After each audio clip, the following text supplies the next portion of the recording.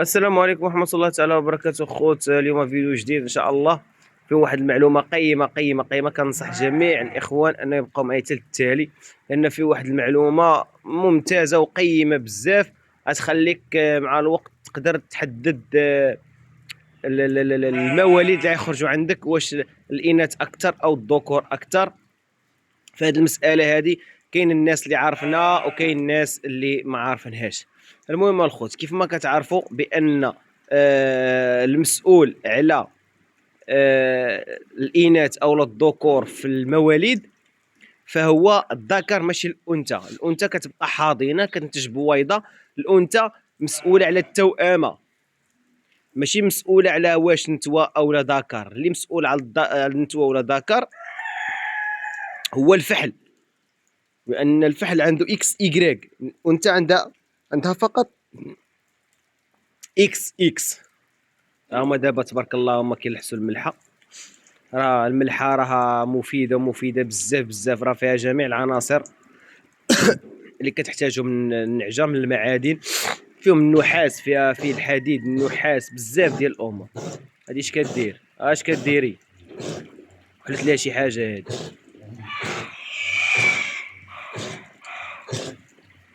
الله يحفظ، هي كتعطس. سبحان الله العظيم، هادي راه النتيوه ديال الدمان، بنت الدمانيه. شي حاجه هادي دخلت ليها النفا ولا هذا، ولا شرقت ليها شي حاجه وراه حيدتها. سبحان الله العظيم. المهم الخوت، بالنسبه نرجعوا للموضوع ديالنا. بالنسبه للمسؤول كما قلنا الذكر كيعطي اكس ايغريك والنتوى كتعطي اكس. دابا انا نمشيو بالامور العلميه، خلينا من الهضره الخاويه. راه الهضره الخاويه ما عندنا ما نديرو بها، ديال الناس غير كتقول حقا فلان قال حقا الخروف تيكون تومي. شوف الخروف تومي الا بغيتي تتوام حقا، لا ماشي هكا. يعني تيقول لك جيب غير الخروف تومي تخرج لك النعاج يبقى يولدوا لك التيام. يعني الناس سبحان الله العظيم هادو كيبقاو في العرف وصافي، اما لا يعني ما كاينش لا يعني المنطق تما. اللي منطقيه الخوت هو ان الذكر عنده اكس ايغريك، هو اللي كيتحكم لنا في النسل. يعني في واش نتو ولا ذكر يخرج ما عليتناش. شنو كنديروا مثلا؟ هذا الفحل هذا اللي عندي انا كينتج اعلى نسبه ديال الاناث، يعني كيخرج لي غير النتيوات، غير النتيوات كيخرجهم الفحل، غير النتيوات. دابا هذا الفحل هذا يعني لا عنده حتى 70% في الجينات ديالو، عنده 70% اناث 30% ذكور.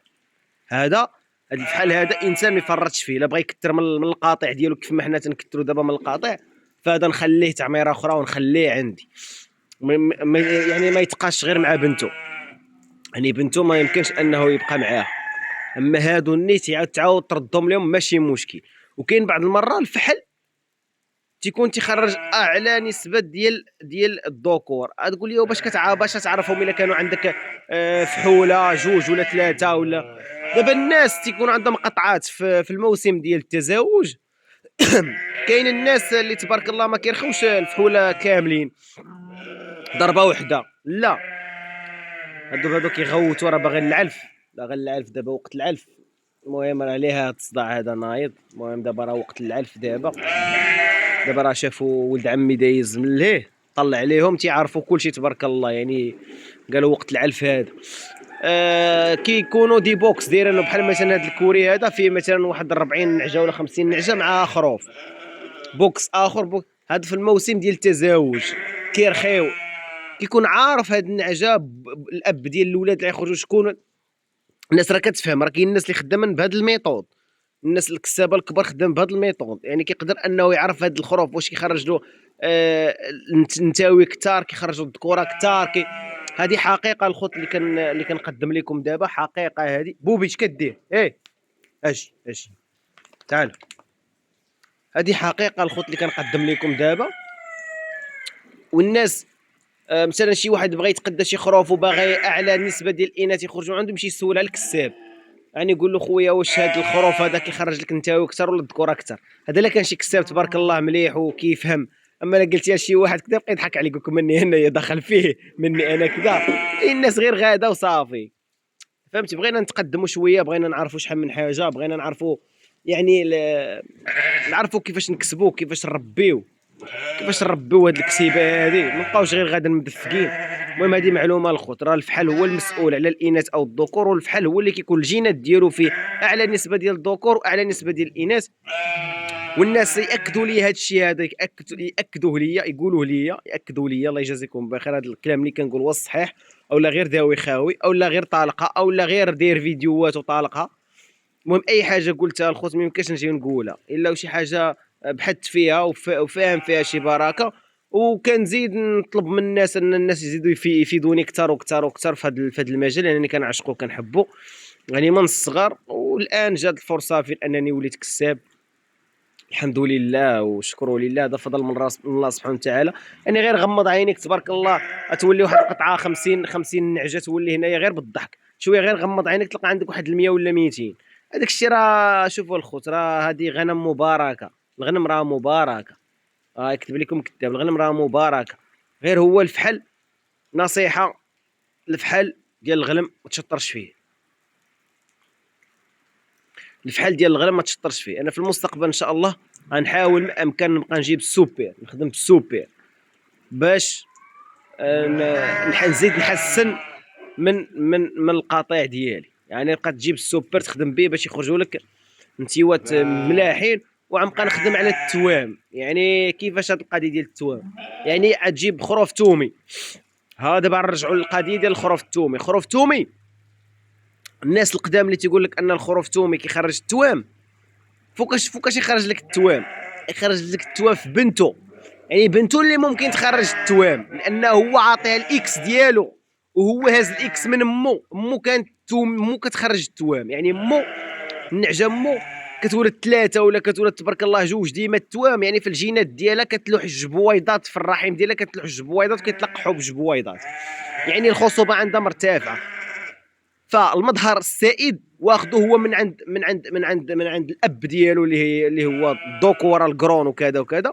والمظهر المتنحي راه عنده من الام ديالو، يعني الجينات ديال مو هازهم الى داك المظهر المتنحي ديال الام ديالو، عطاها لواحد من البنات ديالو وكان هو السائد.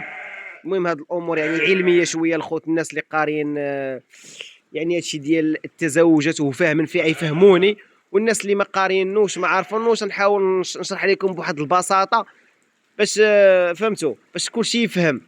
المهم بالنسبه الى هذيك بنت داك الخروف، بنته الى المظهر السائد اللي يخرج فيها الجينات السائده، يعني في الوجه وفي كذا وفي الجينات الداخليه وفي كذا وفي كذا، خداهم من عند مو. يعني هو راه حامل الجينات ديال مو، عطاهم لهذيك الوحده وكان عندها سائد. كونوا على يقين عتاهم غتحمل ديك الصفات. ويلا انه عطاها الجينات ديالو وكانت متنحيه والجينات ديال امها هي السائده، فاتبع امها الا كانت امها ما كتاهمش راه ما عتاهمش. هذا هو القضيه، هي هذه الخوت كيفاش الخدمه. بحال دابا هذه هي كتاوم، هذه والده التوام، والدنا 2 تويميين ها هما تبارك الله. يعني هذه الا جبتي لها خروف تومي ضربتيه معاها تومي 100%، يعني الام ديالو كتولد التوام، وهو عاوتاني موين داك الخروف تولد التوام. جديتي داك الخروف وعطيتيه لهاد النعجه تبارك الله وبقيتي كتخرج الطاسيله منها، غنمشي معكم بعيد 80% بقى يخرج لكم التوام. هذه الطريقه الخوت ديال التوام، هي هذه. نتمنوا من الله خير اللهم يسر. المهم الخوت تبارك الله عليكم، والسلام عليكم ورحمه الله. المهم العلف جاره كيطلوا عليه، المهم راه هاز سميتو. السلام عليكم ورحمه الله.